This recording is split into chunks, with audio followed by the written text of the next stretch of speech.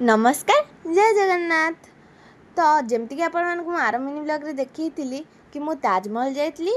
तो ताजमहल डायरेक्ट आम आसिक पहुँच जाइचु लाल किला रे। एबे आम एंट्री करदेलु लाल किला को। एबे चलते भीतर को जीवा।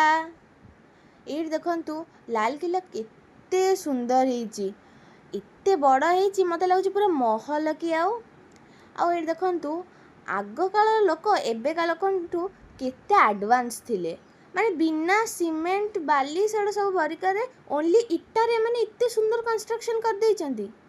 माने देखंतु केते सुंदर होइची, केते पुराणा होइची, पुणी भी एबे जाए अच्छी एते वर्ष हेलानी। जोठी कि एबेका जो घर बना अछि 10-15 वर्ष भीतर भांगिकिना नष्ट। ये गुड़ा देखंतु। तो ये जगह बहुत ही सुंदर होइची। आउ जो जगह रिनोवेट करा होइची सेगुड़ा तो आहुरी बेसी सुंदर होइतला। मते जगह बहुत ही सुंदर लगला। तो जदि मु एते सुंदर जगह देखिली मु रील न करी एमती हेई परिबो कि तो मु सांग सांग आरंभ कर देली रील करबा। तो एठी रील करिया ता अलाउ नथिला, से मैं मुटे स्लो मोशन रे चला बुला सिनेमैटिक डांस वांस कर देली। और एठी आसीथिले बहुत गुरे फॉरेनर्स। तो मु जानक संगे उठे देली गोटे फोटो। तो ए लाल किला को बुली साइला परे बापार मोर घर को बाहरी गलु।